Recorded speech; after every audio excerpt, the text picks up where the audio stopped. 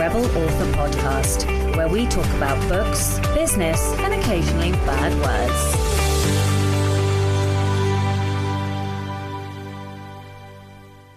Hello, Rebels, and welcome to episode 7 of The Black Herron. I am excited to bring you this episode because I start to talk about the pre-order numbers for A Game of Hearts and Heist and some of the things that I have done in the background. Of course, I'm going to go into a lot more detail once the book is actually launched and I can do a lessons learned kind of roundup for you so that I can give you more context, more tips and tricks. But yeah, this is like the first sneak peek look at this. The book that we have chosen is called Financial Feminist, Overcome the Patriarchy's Bullshit to Master Your Money and Build a Life You Love. And that is by Tori Dunlap, and I will link to that in the show notes. So without further ado then, here is episode 7 of The Black Herron. Hello, oh my God. Hey, you are in a new house. It's so exciting.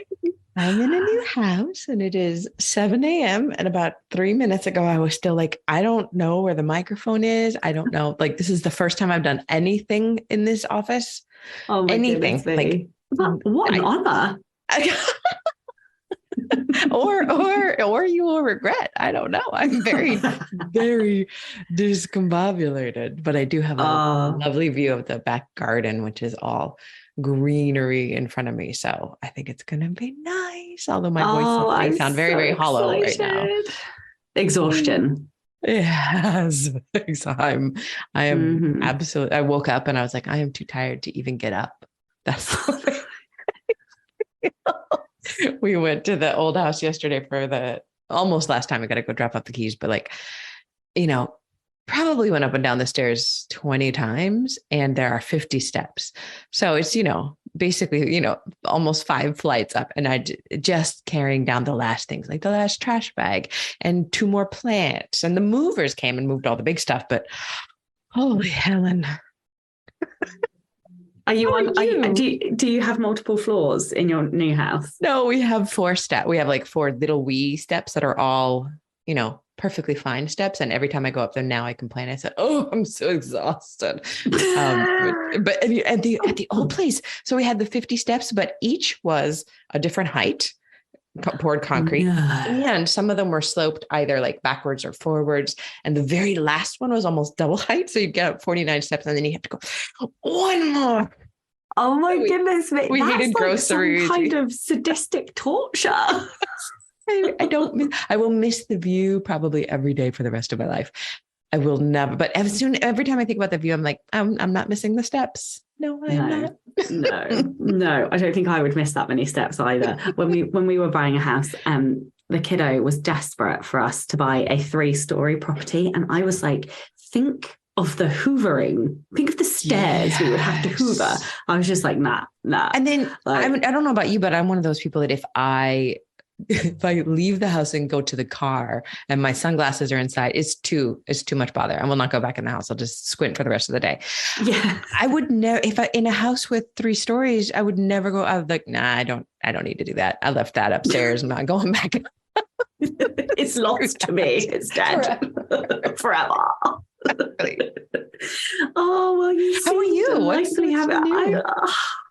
I am okay. So we because I just checked. So we last spoke on the 22nd of December, which was I don't know how many weeks. That was like maybe 5 weeks ago.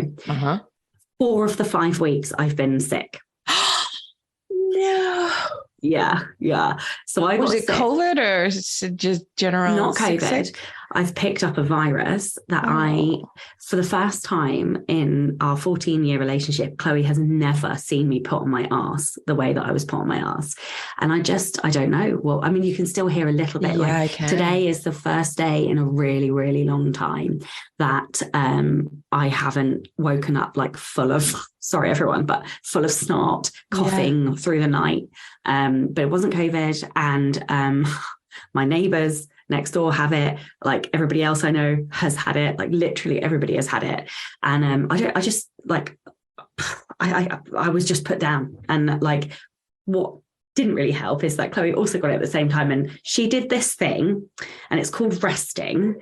And she got better very quickly. I absolutely do not and know I was just what like, that is. That sounds like shit. I'm not going to do that. And I was still sick. Oh, that's annoying. That's really annoying. So annoying. And so on Wednesday, Ellie was like, okay, Ellie did not say it like this, but I'm just like, for a fact, I'm going to say it this way. She was like, back the fuck away from the computer and sit the fuck down. And I was like, okay, Ellie, I will do what you say. So I just kind of like stopped, ground a hole slowly, kind of by Friday, I was away. And poor thing. So I've been resting for a couple of days and lo and behold, today was the first day that I woke up and it wasn't full of snot. So I'm just like, oh, whatever. Rest is so boring. It's so like 1990s. There's only one thing that will help me rest because I got really sick a couple months ago and it went to bronchitis and then it went to infection and then it was awful. And I'm exactly like I can't rest unless Lala reminds me, and then I keep saying it in my head, like, it's my job. I need to do the best I possibly can. Like, I'm going to be the best rester in the whole world. This is my full-time job. And then I'm like, I'm resting because I've given it to myself as a challenge. Yeah. And I feel like that would work for you too. Like, bet you can't rest. Bet you can't rest as good as I can. Yeah, it has to come from the right person, or like I did think about that this morning when I can't remember where we were going this morning. And I was just like, I wonder if I could turn this into like a challenge. And then I was like, nah, I haven't got time for that. Like, I'll take another day and then it'll be fine. Because like I said to Chloe, oh, do you think I feel better now? Do you think I can go back to the gym? And she just like looked at me and was like, you fucking dare, because this is what happened. So I got sick and then I got better the first time for about like 2 days. And I was like, yeah, I can go back to the gym. So I went to the gym and like, it wasn't just going to the gym. That was the problem. We were doing like strength tests. And so I was like pushing a 200 kilo sled across the thing and like literally maxing out the like lat row and like machine. And because anyway, you were back to normal, obviously. Exactly. And then 2 days later, I was like really badly sick in bed. And anyway, but you know, I apparently have to learn things more than once. So I got sick, got better for like 2 days, went back to the gym. 2 days later, I was back in bed. We are so alike. We just have to test it. We have to, because this could be the time. I know him well. Thank you. So now I'm waiting until Chloe says I can go to the gym. I bet you go back one day before she would say. I bet you're going to get so probably. Oh, you poor thing. But it's fine because like there's been so many exciting things happening. Tell me everything. I mean, well, okay, so I'm now only 2 weeks away from the launch. Yes. I can't believe it. So I'm always about 2 or 3 months behind on your podcast. How are like the pre-orders going? And so I set a target of 33 pre-orders because it was a brand new book. It's a brand new pen name, brand new genre. And so I was like, I don't expect to get anything basically. And also it's so neat. It's fantasy romance, but sapphic, right? And so fantasy romance is enormous, but not even though most people would read something that's sapphic romance and be fine with it, there's an automatic discounting. Mm-hmm. Like they just, I read straight fantasy romance, right. And it's not even like a conscious thing. I'm not, but by its nature, it limits itself in terms of the marketing. So I was not expecting an awful lot, but I did, I surpassed 33 pre-orders in the first 4 days, which was amazing. Yeah. Yes, you did. Yeah. So then I set 50 pre-orders and I surpassed that. So I set 75 pre-orders. I surpassed that. Oh my God. I set 100. I surpassed that. And I'm now sat at 128 digital pre-orders. And so I've done like a pre-order campaign and most of the pre-order proofs that have come in have been physical copies. So I don't even know how many physical pre-orders I've had. And it's in KU. So I was expecting no pre-orders at all. Absolutely. Because nobody pre-orders in Yeah. KU. So to have 128 2 weeks out, I'm like, that's pretty fucking good. I'm quite impressed with that. You know, it's a brand new name and completely untested. Nobody knows what this bloody book is about. So I'm really quite pleased with where that. do you think that is? Do you think that it is coming from? Because you're doing beautifully on the ye olde tickety talk. Do you think it's coming from that, or what?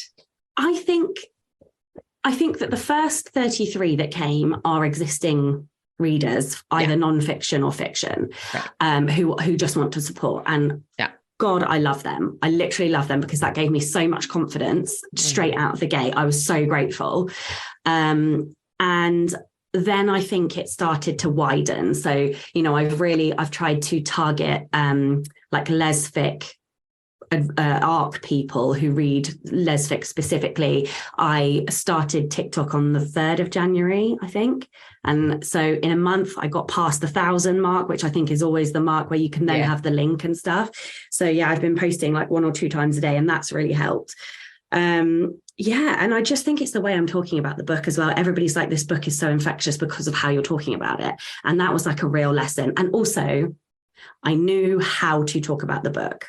So like with my first series, I'm like, well, it's kind of like upper young adult. It's sort of portal fantasy, but not really. And the world is I have no way of explaining what the book is. And it's because I didn't start with like tropes and market and genre in mind. Whereas this I have. So I'm like, it's this. And I can like identify it.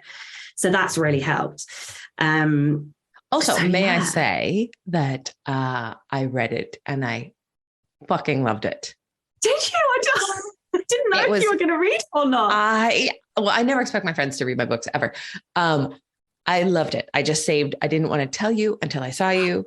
I loved it. It was swoony and fighty. It was swoony and fighty. And your writing is beautiful. Oh, it is gorgeous. It is so sexy and but also like, it's so hot. Yes, of course, hot, but with like such a deep heart, just like so much passion and sweetness. I don't know how you really pulled that off. It was wanting the emotional ferocity, right? The emotional ferocity of both of them, Yes. And I wanted powerful, commanding women, right? Because like, who doesn't love a kick-ass heroine or heroines? But also to show those like tender moments where like, because not everybody is one thing. And so, I love they're both take no prisoners. Take no prisoners, both of them. But then they are taken prisoner by each other. I mean, like it was so good, Sasha. I loved reading it. And for those of you who might be listening to this for the first time, this is Ruby Rowe, Roe. And I've forgotten. It's a great name. Game of Hearts and Heist. Something yes. I got it right. Game of Hearts. Yes, you did. A Game of Hearts and Heist. Good job. Yeah. It was so gorgeous. Thank you so much for letting me have the arc. No, thank you for reading. I literally don't expect like anybody, like especially like friends as well. I know how busy our TBRs are, so I didn't expect you to read it at all. So thank you. That's made my day. So tell me your stuff anyway. Well, it's just been, so we talked end of December. It's been a fuckload of packing and moving stuff. The class that I've been putting together, publishing in today's market or whatever I'm going to call it, is just about done with the editing, but it turned into 22 modules, wow. All of them are like 15 or 20 minutes. So it was it's a huge class, a huge course. So I've been doing that. All of my classes started the 90 days to done. So that all kicked off with a big bang, like while I'm, while you're moving. While we're moving. And it's just been hell. And then 7 Miracles went out. I don't think it had been rejected by my, the publisher by Penguin. Which is what you wanted. Which is what I wanted. And then my agent, Susanna, took it out to, I want to say 10 or between 10 and 12. I can't remember what she said. Publishers at different houses, including a couple of ones that I'd be very interested in. And I have been rejected by 4 or 5. And it's so good. It's so good that like Susanna always sends me the rejections. She just like, forwards the email. And then I get to read it, like, it's just the typical rejection, like people get when they're trying to query agents. This was great, but I didn't connect with it, et cetera. And it just feels good to not have any emotional reaction, not even the slightest one. Like there are no hurt feelings because I love this book and this book does what I want it to do. And if no one picks it up, I will be thrilled to self-publish it. But I've also, as we've talked about, I've also kind of let go of it in my heart. And then yesterday or the day before yesterday, Susanna got a note from an editor that I really like saying, I love it. I'm taking it to my team on Tuesday, I'm trying to, we'll hear more then. And then another one said basically the same thing. So, and then another one was also interested. They're all like, rallying the team and talking to things. So it could sell. And I don't know. I feel so divorced from it as a product. If Susanna sold it, I'd be so happy. And if she didn't, then I would remarry it and get back into it. But if she sold it, I'd be just like, oh yes, I'm happy to let that go.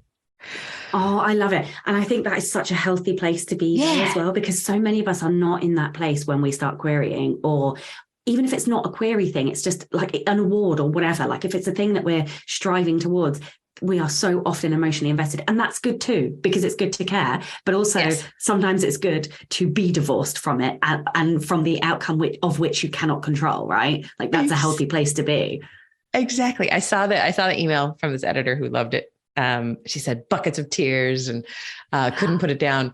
And I read it in the car while we're like, headed back to the house to do something else. And I immediately forgot it and didn't tell Lala for like 2 days because it just doesn't matter that much, in the grand scheme of, I guess really nothing matters in the grand scheme of moving except like raw survival. Lala has not had pants for 3 days. She has one pair of shorts and that's what she's wearing. She does not know where her jeans, I don't know where anything. We don't have a single pot.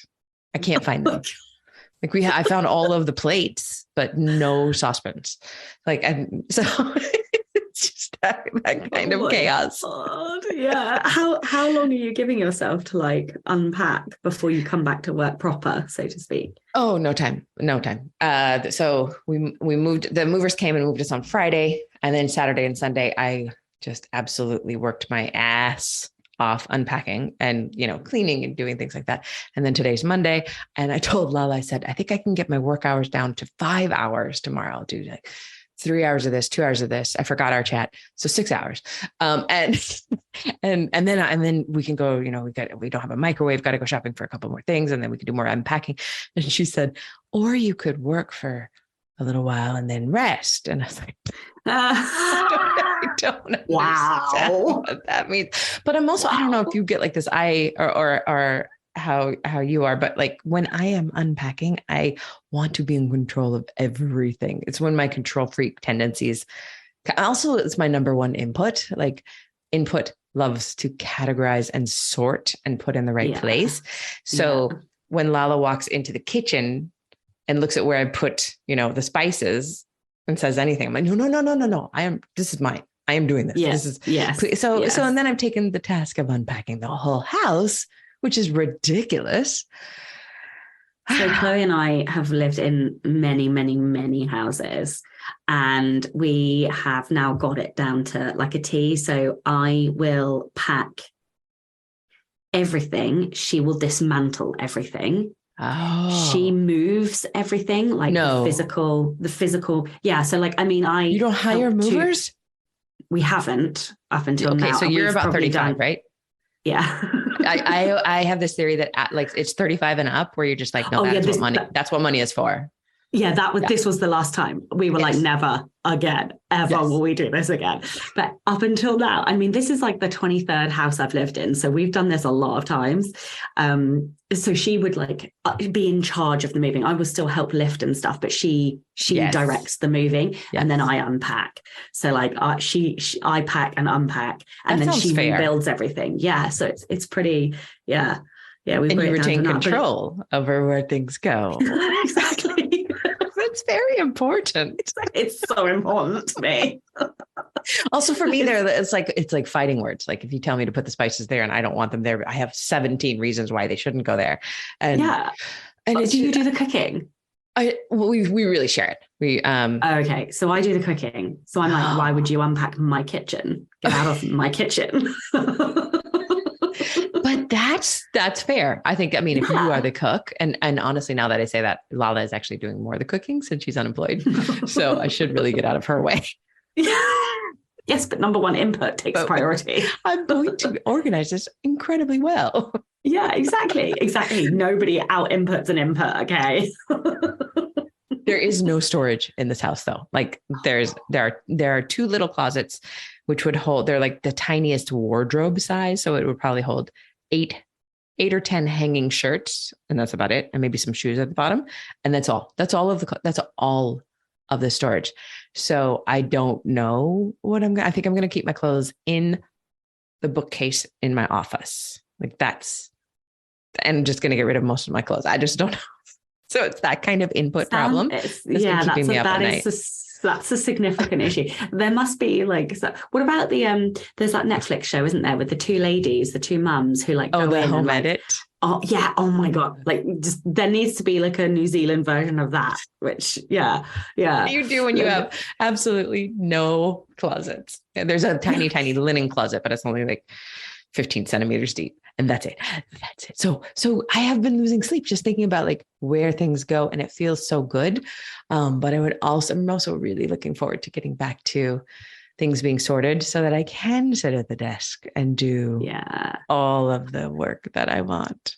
Yeah. Do you ever go out and like go to a coffee shop to work, or are you like at your desk? Not since COVID. We have been so protectively avoiding it that like I will go to the cafe, but then I'll wear a mask and then I'm hot, and it's not as pleasant to like sneak the sips under the mask. But Did you used to though? Yes, that was honestly the place where I would get the most work done.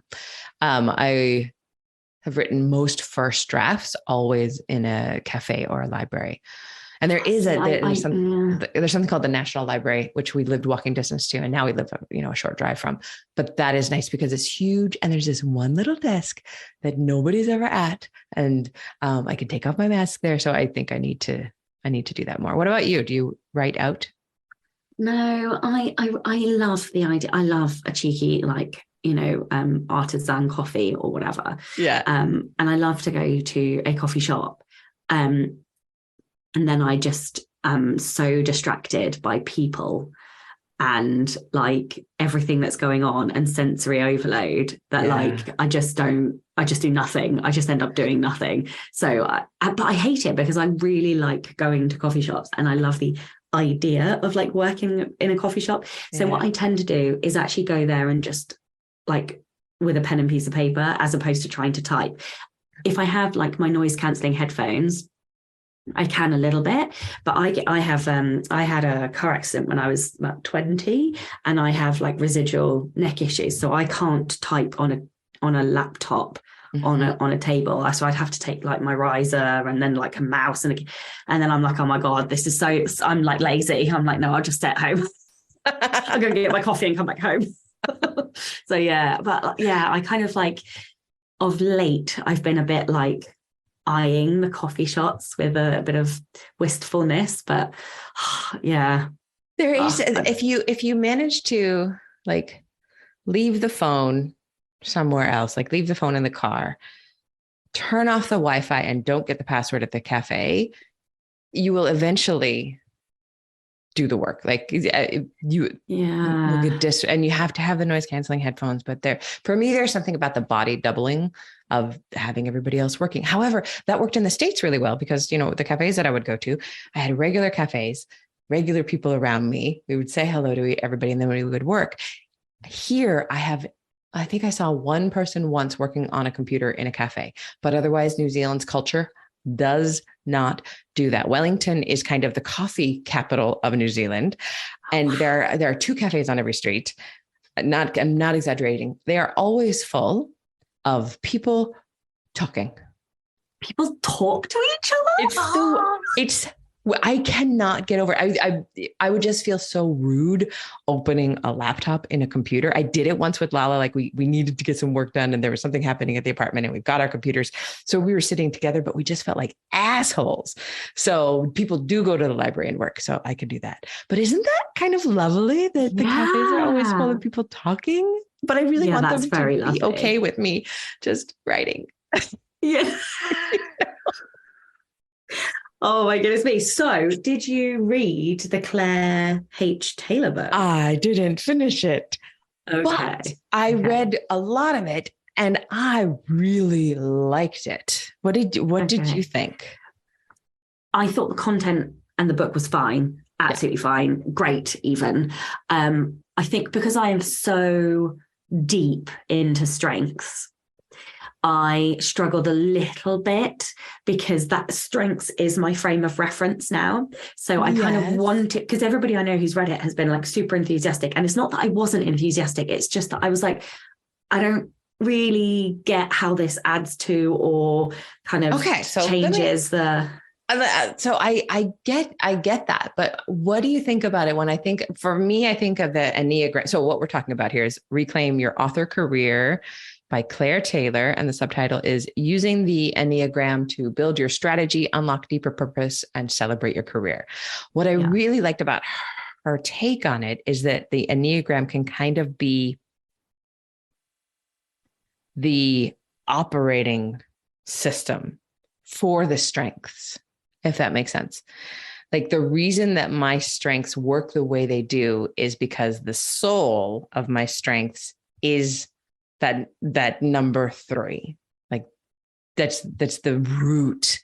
The all of my insecurities and needs and wants come from this achiever type that needs to get stuff done. And also I'm a 3-wing force of the individualist. So like I need to get all of the things done, but I also kind of want to do it my own way and alone. What are you again? Well, that's kind of the thing. So on the test, I have in the past tested as a 3. The most recent test I did, I tested as an 8. What's the 8 and number again? 8's the challenger. Okay. And the number 5 was the second strongest one that came up. But obviously Claire says you can't have 8 wing 5 because it's not a real wing. But 5 was the one that was the second strongest and 8 was the strongest. And I think the problem is that in there she was like, oh, if you have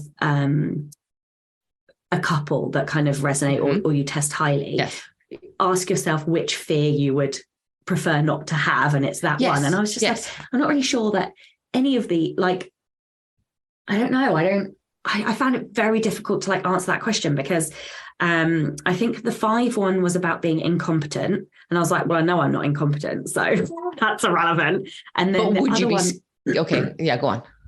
And then the other one was about being controlled. And I'm like, well, my greatest fear is that I'll never be anything more than average, which is like, it's not really either of those. And yes, I desperately don't want to be controlled. Like, I really do not want to be controlled. But I don't know. I don't feel like any of those fears drive me. I don't feel like I allow fear to drive me, because when I fear something, I make myself do it. Like I am like masochistic in my drive to force myself to do something because I will not allow fear to control me. Yeah, I think that's so then maybe it's control. I think that's the strengths coming up to, because your strengths are so strong. Your top 5 are so strong. They are coming out to assist you in never having to fear it because they won't allow you to do it, be it, right, feel it. So that confused me. So it's really this.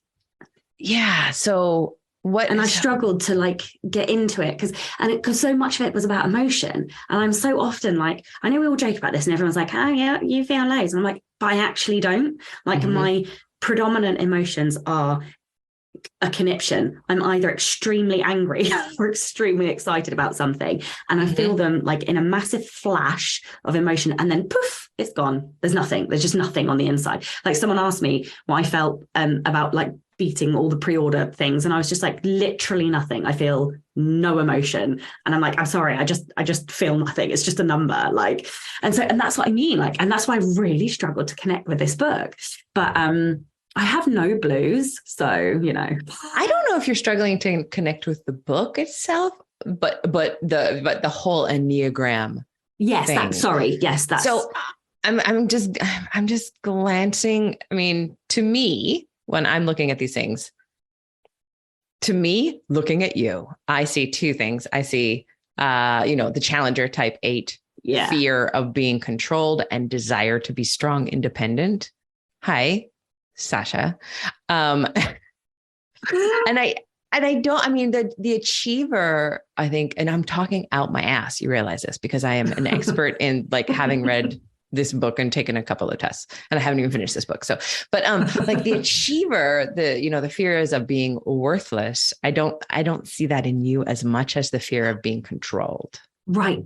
And so here's the interesting thing. In my strengths coaching over the last year, that was my biggest wound, is that I have spent a lot of my life feeling unloved. And because I felt unloved, I felt like I had no value and no worth. And so I think that's why I was testing as a 3. And now I have overcome that. Yeah.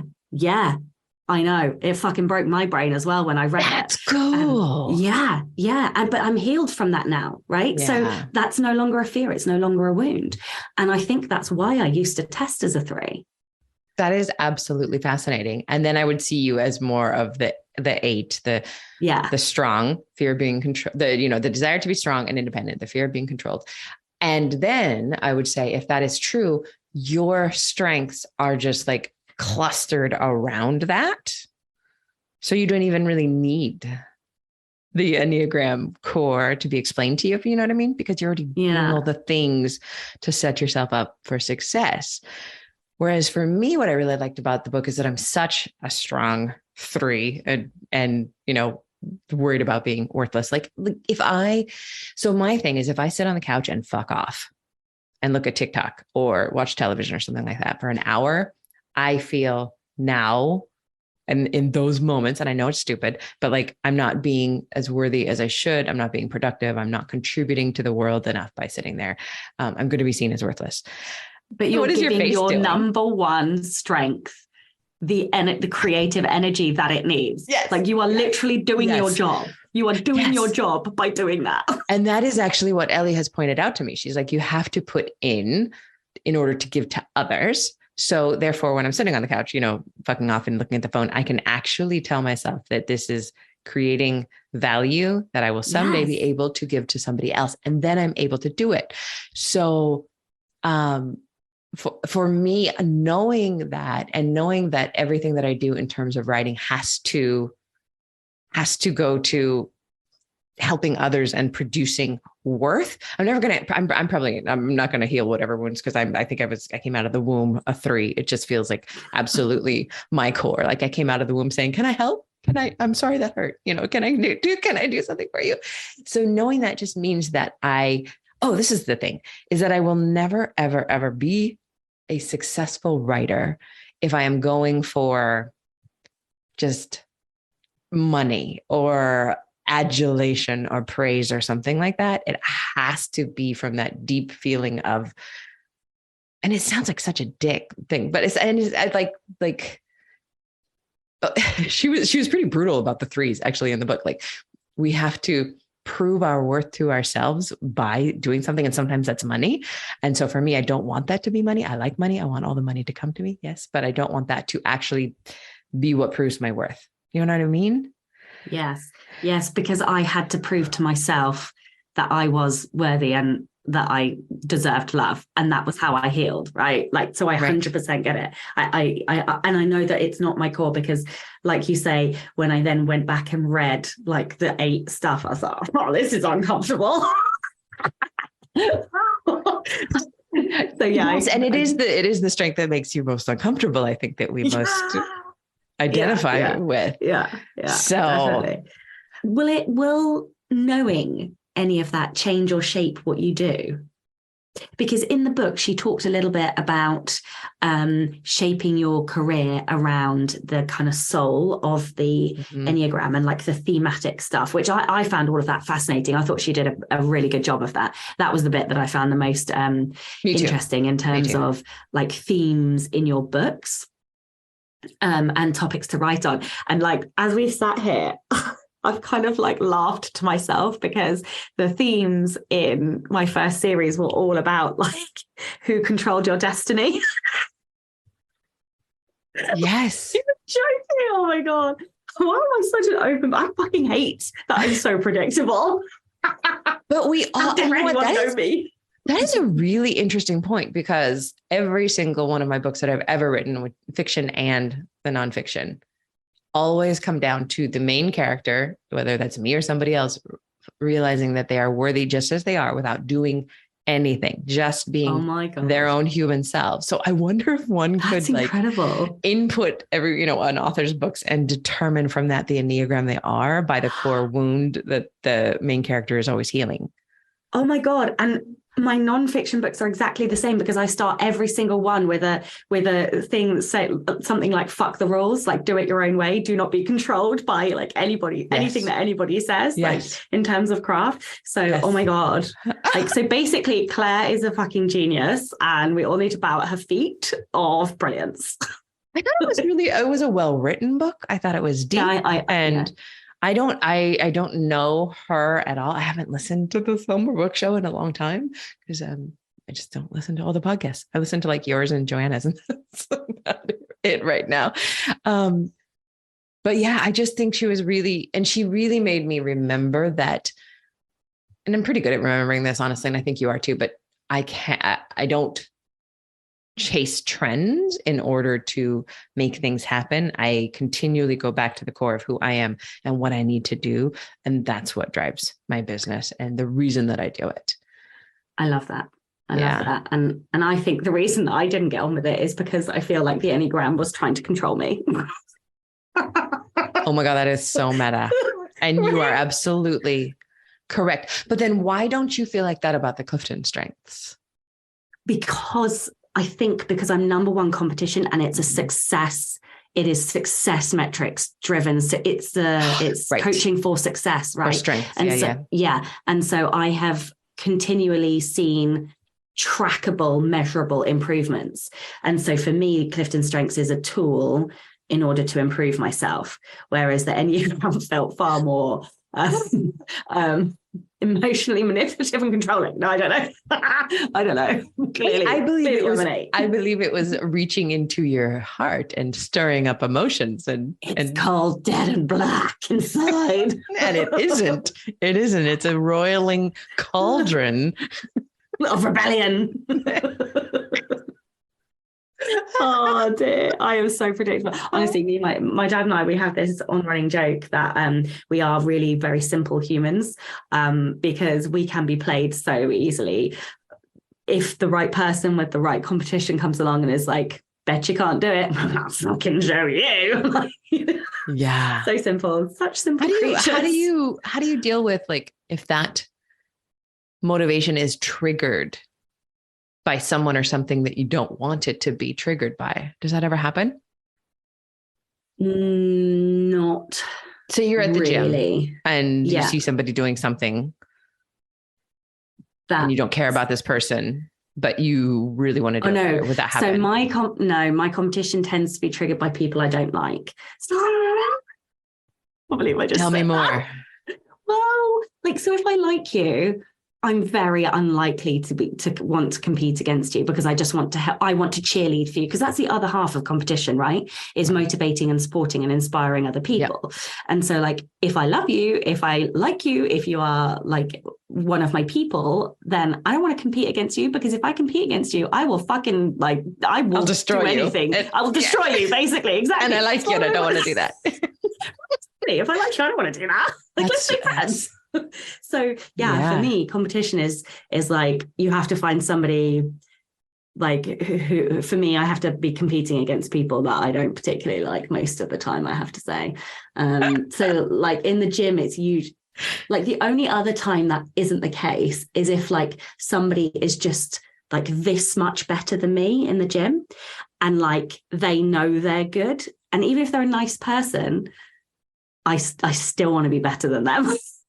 So that's like, but it has to be just the right amount of better, because it has to be a realistic, like I have to be realistically able to beat them. Like if somebody, so for example, there's a whole on-running joke with my patrons about me and V.E. Schwab. And but she is so far out of my league. I've never read her, actually. I still haven't. She's annoyingly good. I love your face. You look annoyed. Oh God, I'm so fucking annoyed. She is a genius as well. Like some of the ways that she uses symbolism is just, she's unreal. But I don't want to say too many things on air, but anyway, there are certain things that I'm going to move on from this conversation, but basically she's too far out of my league for me to compete realistically with her. Right. Even though if she was in my league, I would 100% be competing. Yeah. But what book would you suggest that I read if I were to? So that's hard. That's so hard, because Addie LaRue is her most famous book. That's one I always hear about. Yeah. Sweeping historical to modern day light fantasy, I would say, with a like bargain with the devil kind of. You love lyrical sweeping historical, so it could be something else. Okay, so then there is Gallant, which is the one that she wrote after that, which is I think it's technically upper YA, but the character is young. Mute protagonist, which was very interesting. Yeah. A lot of symbolism in it. 2 houses, like one live one dead one. So that one's quite good. My favorite of hers is Vicious, which is 2 anti-heroes as the main characters, best friends. One can't die and the other one can't be killed. And they basically something like that. It's one can't die and the other one can't be killed. Yeah, I think it's something like that. And they basically become superheroes and then like become mortal enemies, and it's fantastic. So I would say either Vicious or Gallant, I think. Okay. Perfect. Thank you. Yeah. Thank you. Yeah. So what are you working on now? That's what I was just going to ask you. Yeah. For me, I am working on, I think what I need to do is once the class finish the course. For the course, once the course is finished, and I should be able to do that within a week if I got back to my desk. If I found my desk, literally, I had to pull the microphone out of my purse. I was like, where? I know I saw it somewhere. I put it somewhere safe. And then I need to fix the first 3 chapters of the last memoir for Susanna to take out, but I've really lost heart with that book for a little while. But then the book that is working titled The New Zealanders, about moving here, I have this idea that, the penultimate chapter will be the way we have felt for this last month, which is like, is it worth it? Is this worth it? Can you flip it in reverse? Can you, did we make the right choice? Because buying the house has really raised all of the feelings that we felt almost 2 years ago when we moved here. Like, oh, now we're really gone. Now it was triggered by all of our friends and family kind of got upset when we bought the house, and they all said the same thing, which was, and they were all really supportive. Nobody was like, thought you'd come home. Yeah. Everyone said a different version of, oh, you're really staying.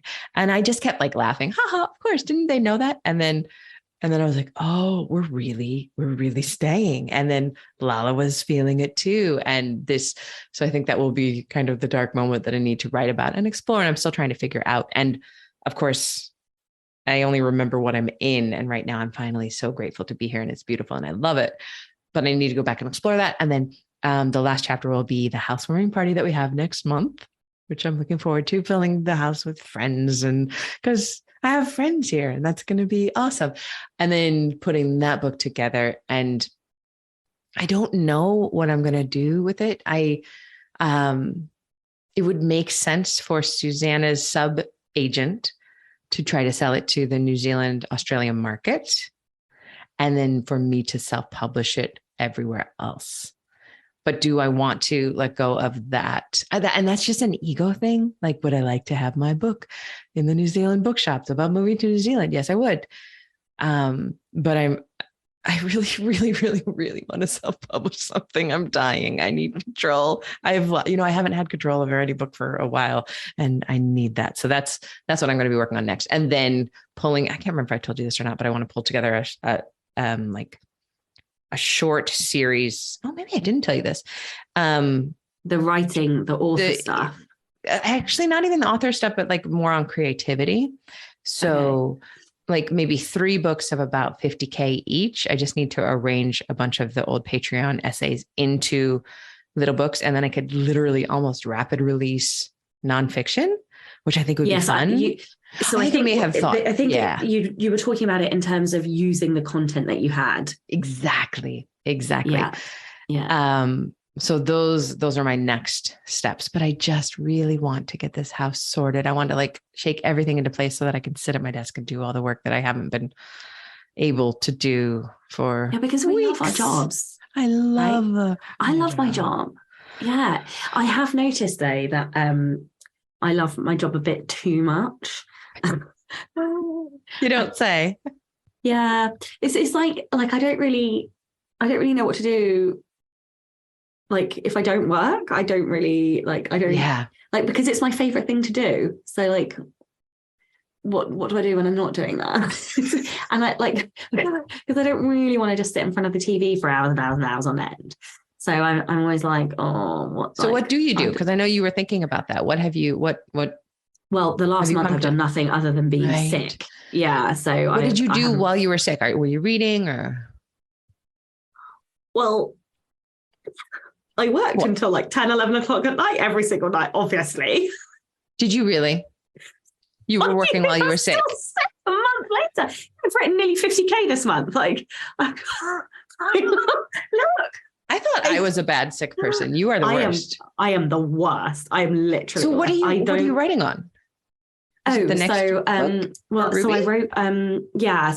a kind of bonus steamy novella. No, I wrote a bonus steamy epilogue. Mm-hmm. Then I wrote the prequel. So like all of the times that the two girls met. So I reference it in A Game of Hearts and Eyes. So they met and fought on jobs and fucked. And it's all of those in sequential order running up to the beginning of the book. Yeah. So it's just pure fun, the novella. And then I started book 2 and I got 24K in and ground to a very severe halt, which was partly mass exhaustion and sickness, and partly because I realized so book 2 is a long con, but a long con is actually a con within a con. And is it different characters but same world? Or it's yes. I don't know if you can remember the final chapter, but I did set up who it. Oh yes. Yeah. Okay. Yeah. So that reveal, that's like kind of what happens. And so yes, it's the same, not the identical characters, but other characters in the group. And I messed up the con within a con, so I've had to go back and like re-outline everything, and I've then started editing the first 30K to get it right, and then ground to another Hulk. So I was like, nope, something's still wrong. And I realized that I like romantic characters to have a lot of conflict. So like, I don't think I could write friends to lovers.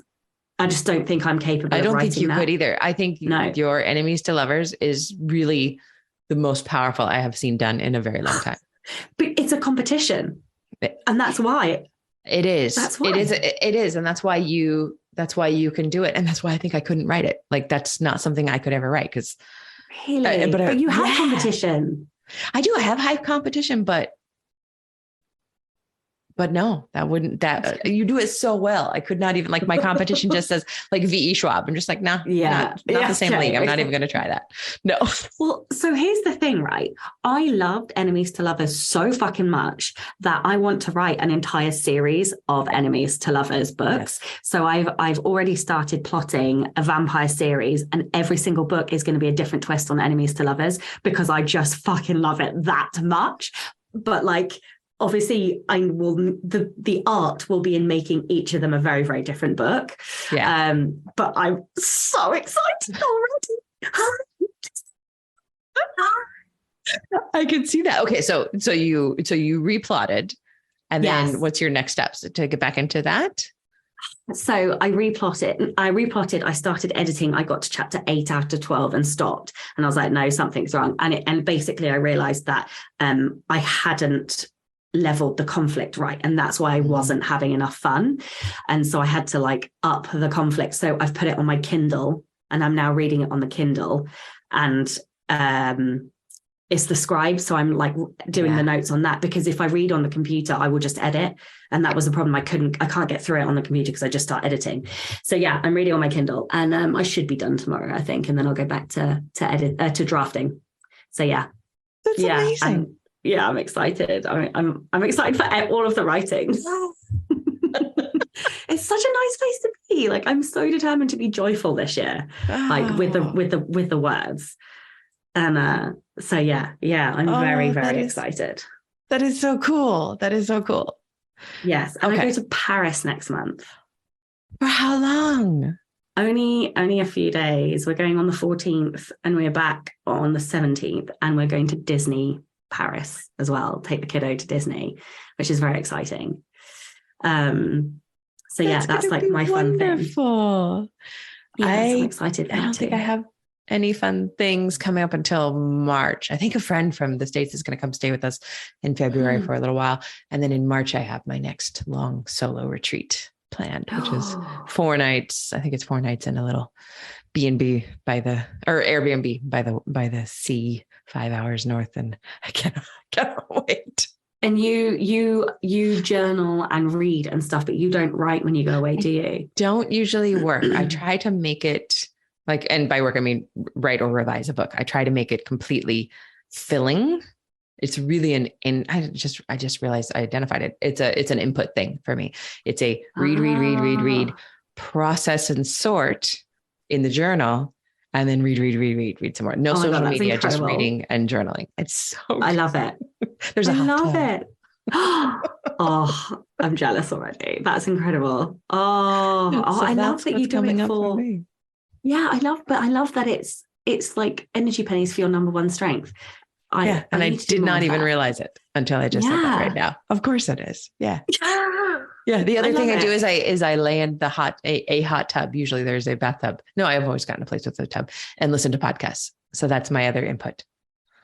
And it's, I actually remember being in the tub on this windy little Airbnb, listening to your podcast in a storm with a waterproof little speaker that I took out to the tub as I'm being just dumped on. And it was literally hurricane gale force winds.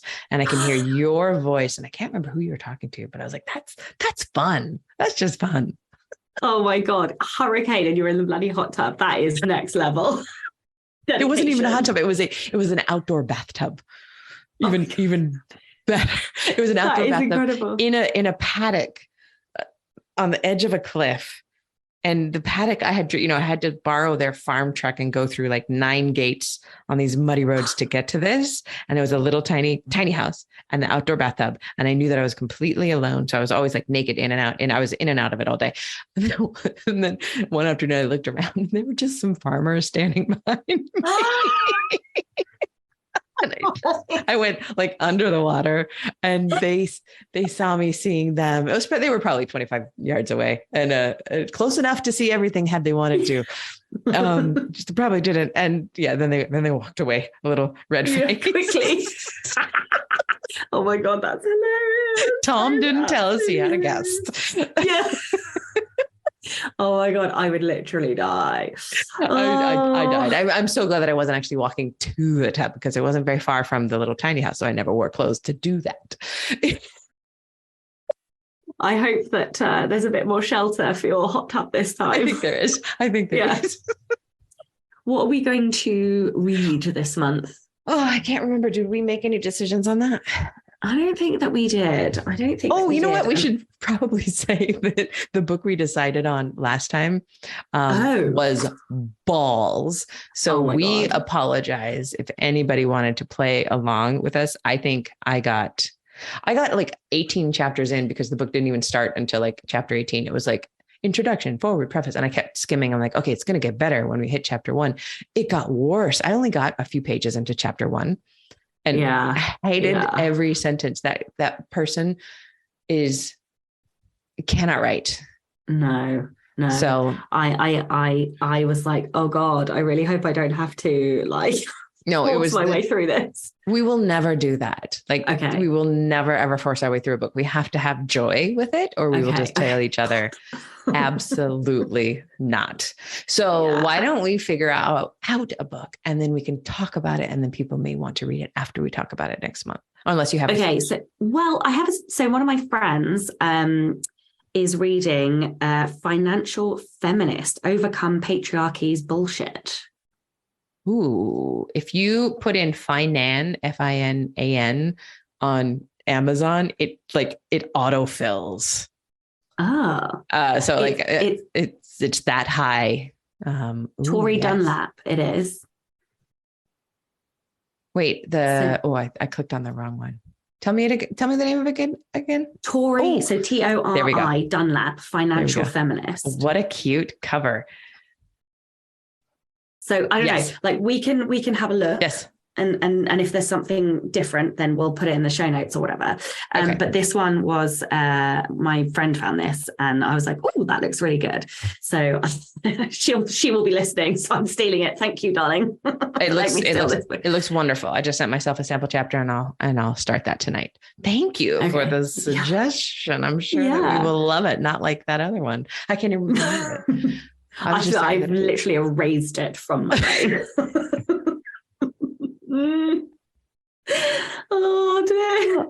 It had so much potential. It did. It was really about, connecting with your reader, but it did not connect with these readers. I did not connect with it. The irony. Oh my God, the irony. They were pretty fucking easy to connect with, honestly. All you have to be is real. That's it. I know. It just started pouring. It's so beautiful. We've had these floods, but it's so beautiful. Isn't it summer? It's summer, and we basically got those California floods. Like they just ran down here, and Auckland had all of their summer rain dump in one day, and houses have been lost. And we haven't been flooding in Wellington, and God forbid. But yeah. Oh yeah, I think I'm gonna love my house. And thank you for being my first work thing in my house, which almost didn't happen this morning. I was like, I had not even gotten at my computer. My computer has been in a bag for 3 days. That's how. Well, I definitely will confess that I had forgotten. And if it weren't for the fact that my Fitbit alerted me 10 minutes before, I would have completely forgotten. But the reason, in my defense, the reason I forgot is because I have been trying very hard not to do stuff in the evenings. Yes, I feel so bad now that I know you're sick. Because this is 6 p.m. right? So this is before I even do bedtime. I thought it was like 9 p.m. where you are. Okay, no. It's almost 7 o'clock now. Yeah. But yeah. And so I was like, actually, this is because also I'm finding the older my kid gets, because my office is underneath him, the harder he's finding it to sleep. Yeah. And I tend to do podcasts as he goes to sleep. So I'm like keeping him up. So actually 6 o'clock is a better time. So I might have to swap that around. But yeah. Anyway. Well, I'm so glad to see you. And thank you. And I wish you to see you the happiest writing ever in this next month. I can't wait to hear what you do with the book. Finished. Actually, I can't promise that. We're away. No, but closer. Yeah. Close. Yes. Yeah. Excellent. Yeah. Good job, you. Okay. Talk to you. Good luck with the course and all of the crafty, creative nonfiction. Okay. Bye. Don't forget to tune in and subscribe on your podcatcher. And when you have a moment, please leave a review.